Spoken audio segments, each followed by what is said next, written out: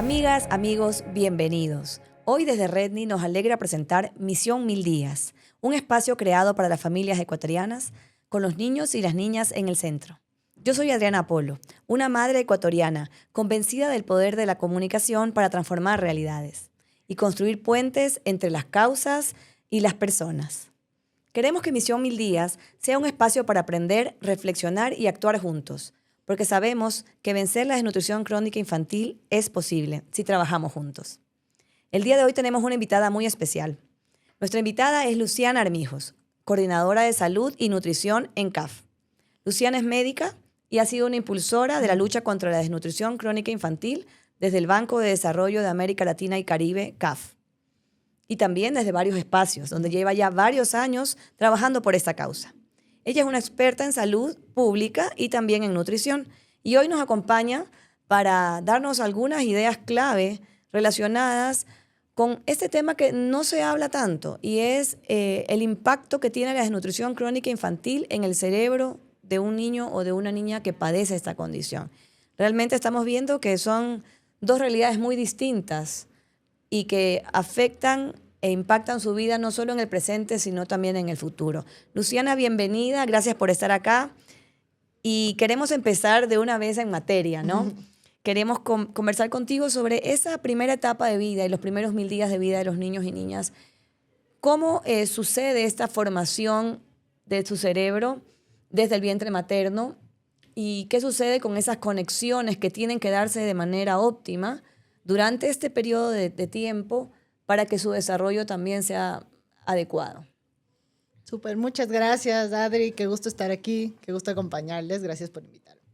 Bueno, capaz respecto a esta primera pregunta que me estás haciendo, podríamos partir un poco desde el desarrollo, ¿no es cierto?, durante el embarazo que está ocurriendo. Existe la formación del tubo neural, que básicamente es la estructura que empieza a dar el origen al cerebro y a la médula. Y esto ocurre casi en la tercera, cuarta semana del embarazo. Entonces es muy pronto, donde muchas mujeres ni siquiera todavía saben que están embarazadas, ¿no? Entonces, un poco desde aquí viene ciertas necesidades nutricionales, digamos, que existen en el cuerpo de la mujer y que se trasladen al bebé y que, bueno, que van creciendo durante el embarazo. Durante este proceso, podríamos decir que empiezan a crecer las neuronas, a formarse las neuronas y a formarse conexiones neuronales. Esto ocurre por casi 250,000 conexiones neuronales por minuto. Entonces, hay una multiplicación muy grande durante estos primeros meses, digamos. Y a gran velocidad, ¿no? Exacto, y a una velocidad acelerada que hace que, bueno, que eventualmente eso se convierta en el niño o niña que van a ser, ¿no es cierto? A mí me gusta, hay una anécdota que yo tengo que a mí me gusta recordar, digamos, y un poco ver qué es lo que te permite ver qué realmente está ocurriendo dentro de este cerebro durante el desarrollo y por qué la desnutrición crónica infantil, digamos, es algo que realmente te condiciona de por vida. Entonces, cuando yo era estudiante de medicina, yo estudiaba en un hospital en España y estaba en una práctica de neuropediatría. Y en este espacio entró una madre ecuatoriana, migrante, con su hijo, de más o menos habrá tenido unos 6, 7 años, y le derivaban desde el colegio porque estaba teniendo ciertos problemas de aprendizaje, ¿sí? Le derivaban a neurología para ver qué es lo que estaba ocurriendo. Entonces le habían hecho algunas pruebas de imagen, digamos, a este niño. Y en esta prueba de imagen, que es lo que yo pude ver, digamos, durante la consulta, evidentemente yo era estudiante y solo estaba escuchando, digamos, lo que la tratante le estaba diciendo a la madre, pero podíamos ver una especie de como una red apagada, ¿sí? Como algo que debería ser casi como una constelación de estrellas, ¿sí? Y de mucha luz, se veía como unas luces tenues, ciertas partes no muy encendidas como debían ser. Y bueno, en ese momento a mí me pareció una imagen. Pero cuando salió la madre con el niño, le derivaron a nutrición y a otros ciertos especialistas. Esta profesional me enseñó una imagen de un cerebro de un niño de desarrollo típico, normal, ¿no es cierto? Y en este sentido, el ver la comparación fue muy impactante, ¿no? Entonces es ahí cuando yo creo que puedes ver realmente esta diferencia en cómo está impactando la desnutrición. Porque hablamos muchas veces, ¿no es cierto?, de la talla para la edad, del tamaño, que somos niños pequeños. Y sí, esa es yo creo, la forma en la que nosotros... Visible. Exacto, que los profesionales de la salud, o incluso las madres, o sea, los familiares pueden detectarlo de cierta manera para acercarse capaz a alguien que les pueda ayudar. Sin embargo, todo lo que está ocurriendo por dentro es lo que realmente nos va a impactar. Todo eso que no se ve, pero que tiene un impacto enorme. Esto que tú mencionas me recuerda mucho también a esta comparación que se hace del cerebro de un niño sano y un niño con desnutrición crónica, y es casi que la imagen de un árbol frondoso, ¿no? Versus la imagen de un árbol seco con las ramas que no están dando ni fruto ni flor, porque justamente esas conexiones neuronales no se dieron de manera oportuna. Y justo me gusta mucho este punto que tocas tú de eso que no se ve. Y por eso este capítulo creo que es bien importante y nos va a generar como ese sentido de urgencia, ¿no? De trabajar en la prevención de la desnutrición crónica, porque tiene un efecto que no se ve, pero que dura a larguísimo plazo. Esto se puede revertir más adelante, pero no es tan sencillo, ¿verdad? Cuéntanos un poquito más de esto, por favor. Sí, justamente, o sea, como les hablaba al principio, hay ciertas necesidades que tiene el cuerpo, digamos, de la madre durante la gestación, que como ya ciertos requerimientos adicionales de ácido fólico, ¿no? Entonces, ácido fólico, de hierro, cierto tipo de suplementación o que, bueno, podría, digamos, de cierta manera a través de la misma alimentación conseguirse, pero que es más complejo. Entonces, por lo general, se tiende a llegar a esta suplementación para poder prevenir ciertos aspectos que ya podrían ocurrir durante el embarazo. A raíz de esto, bueno, llegamos, digamos, al nacimiento y en este sentido, la mejor forma que podríamos darle a nuestros hijos es, en el caso de que se pueda dar, una lactancia materna exclusiva, ¿sí? En este sentido, nosotros estamos, a veces incluso se tiene una madre que capaz no está en las condiciones nutricionales óptimas, pero que el cuerpo tiene esa capacidad y esa magia, digamos, de extraer todo de la madre para poder dárselo al bebé. Lo mejor al bebé. Exacto. Lo hemos visto incluso en condiciones de guerra, ¿no? En condiciones extremas donde hay una hambruna real y unas situaciones extremas, pero la madre sí está pudiendo dar de lactar, porque la leche se sigue produciendo justamente en favor del niño o de la niña para que pueda crecer. Es súper sabia la naturaleza. Sí, exacto. La naturaleza es muy sabia y bueno, nos intenta dar el cuerpo, digamos, lo mejor para el desarrollo. Y estos meses son críticos en el desarrollo del niño. O sea, sobre todo hay un pico de ciertas necesidades que ocurre entre el mes 4 y el mes 6 de los niños, motivo por el cual en ciertas ocasiones se pide también suplementación, digamos, en los bebés. Claro. De hecho, cuando ¿Vitamina uno va D? a los controles, sí, a los controles de niños sanos, a veces también te mandan hierro, por ejemplo, ¿no es cierto? Porque hay un pico en las necesidades del crecimiento del niño y estos picos son como oportunidades de crecimiento, que es lo que vemos por fuera, pero como hablábamos antes, es también de desarrollo al interno.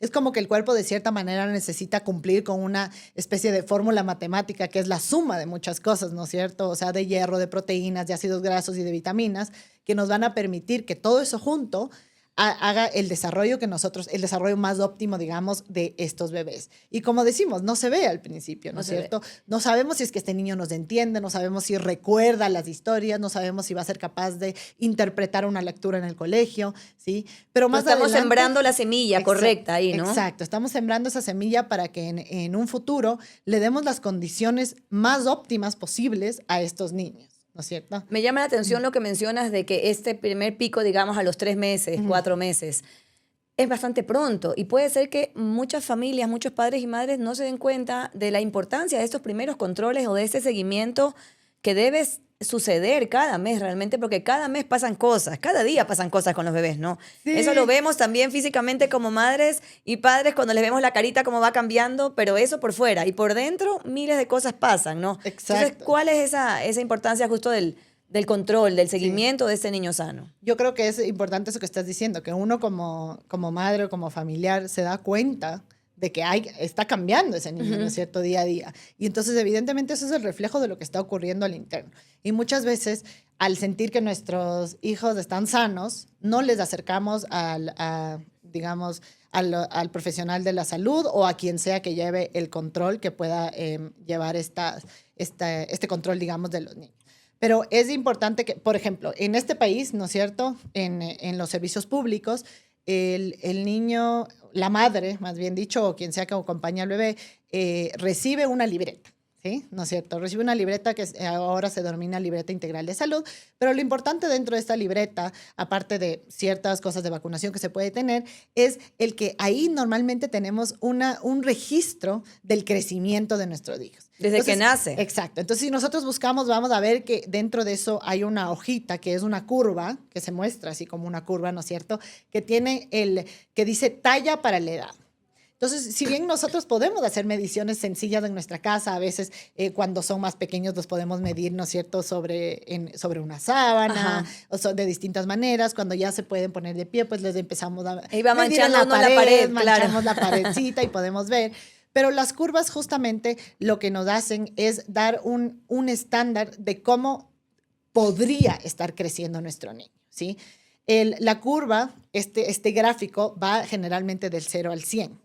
Entonces uno piensa que cuando está cerca del 100 está bien y cuando está cerca del 0 está mal, y ese no es el caso. La idea es más bien que entender que dentro del 0 y el 100, nuestro niño está bien con tal de que esté siguiendo la curva, su propia curva. Entonces uno puede visualizar los puntitos que el profesional de la salud le pueda ir marcando en su curva, y con tal de que no salga demasiado de su curva, normalmente está bien. Hay veces que habrán obviamente picos de crecimiento un poquito menor, pero dentro de cierto seguimiento de esa curva, nosotros podemos tener la seguridad de que nuestro niño no tiene desnutrición crónica infantil y que no, digamos, va a padecer de todos los males que pueden venir a raíz de eso.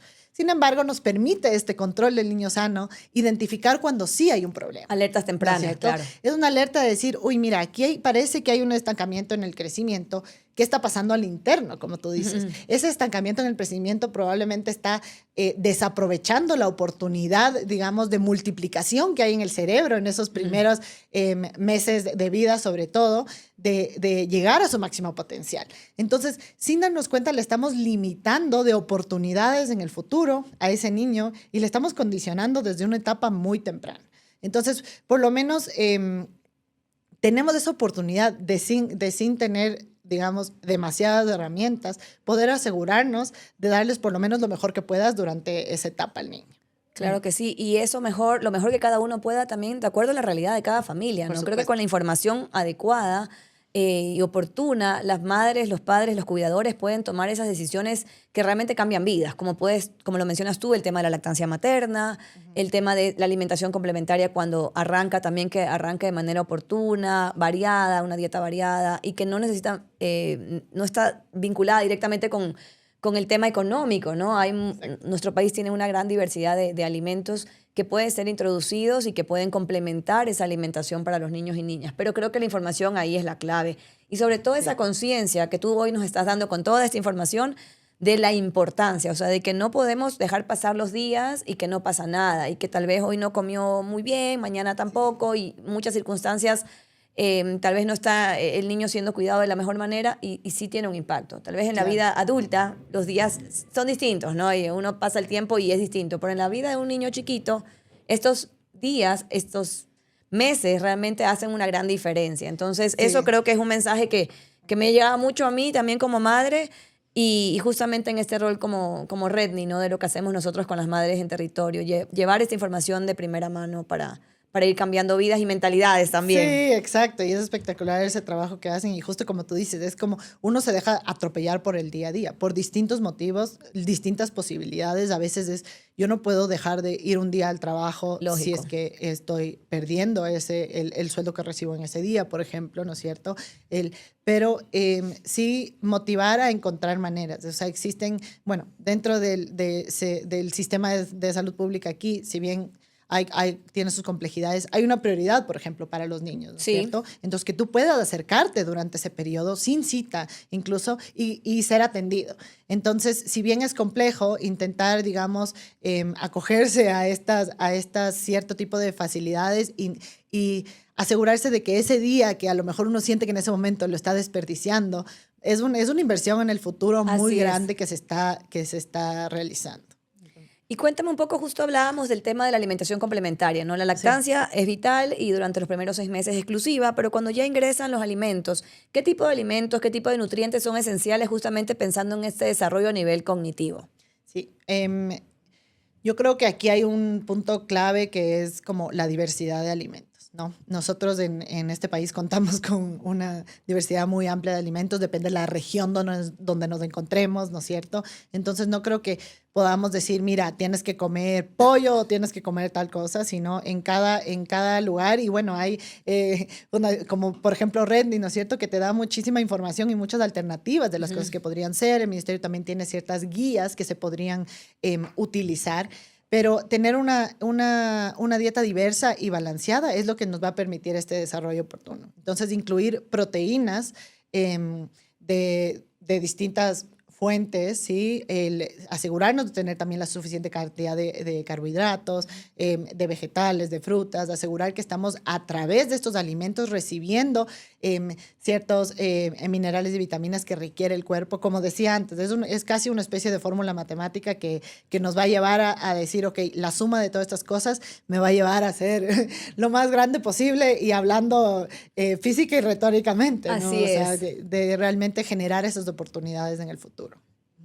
Maravilloso lo que nos cuentas. Creo que una clave que nos ha servido mucho con los talleres que damos nosotros es el plato colorido. Recordar que el Sí, plato tenga color. Ya si le ves que tiene 3 colores al menos, tiene variedad de nutrientes. Sí, creo que eso nos puede servir también como guía porque a veces como madres estamos sí, abrumadas, ¿no? Con sí, todo lo que toca total. hacer. Y sobre todo con lo que también quieren comer los niños, lo que no quieren comer. Entonces, bueno, por eso Sí. digo que en la diversidad yo creo que está la ganancia ahí, intentar ser lo más diverso posible dentro del plato, como tú dices, el color y bueno, tratar de llegar de esa manera a cumplir, digamos, con estos objetivos que tenemos. Sí. Y yo te quiero tocar un tema adicional que tal vez no todos lo van a ver como tan técnico, pero yo creo que hay evidencia que dice lo contrario. Y tiene que ver con ese entorno amoroso, con esta crianza que involucra el amor y el cuidado y esta tribu de cuidado también que acompaña a los niños. ¿Qué dice la ciencia sobre ese otro componente del plato? Porque al final no es solo la comida que se llevan a la boca los niños, sino el amor con el que se preparan los alimentos y Sí. el amor con el que les atienden cada día. Cuéntanos un poquito más de esto.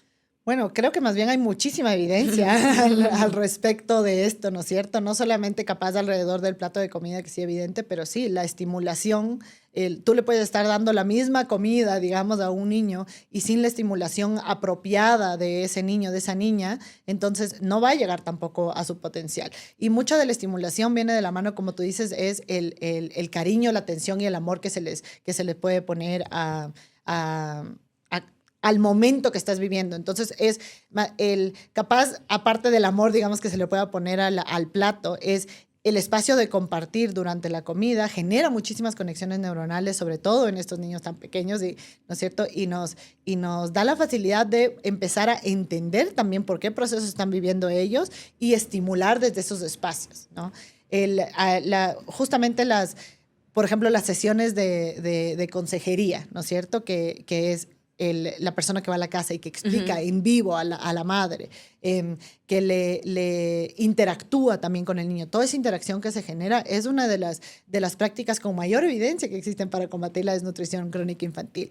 Y es de cierta manera contradictorio, pero aquí en Ecuador, que se ha generado, digamos, una estrategia basada en un paquete priorizado, tú vas a ver que no se toca ni siquiera la alimentación, ¿no es cierto? ¿Y por qué? Porque todas estas piezas son claves antes de llegar, digamos, a realmente ni siquiera intervenir en la nutrición como tal, porque hay muchos componentes que nos llevan a eso, como también podríamos capaz de hablar de un consumo de agua segura, ¿no? Correcto. Y que mucho viene de la mano también de lo que hablábamos de la lactancia materna exclusiva. Muchos de los motivos por los cuales se promociona la lactancia materna exclusiva y sobre todo el uso de la palabra exclusiva, es porque yo le puedo estar dando de lactar, pero si también le estoy dando una agüita para su dolor de barriga, no sé de dónde viene esa agua, no sé si es que capaz de esa agua digamos, no es agua segura para Claro, no fue consumo. hervida o Entonces puede filtrada. generar diarreas, puede generar ciertos tipos de enfermedades que luego nos lleven a que por más que nosotros estemos haciendo lo mejor por nuestra parte, incluso durante la alimentación,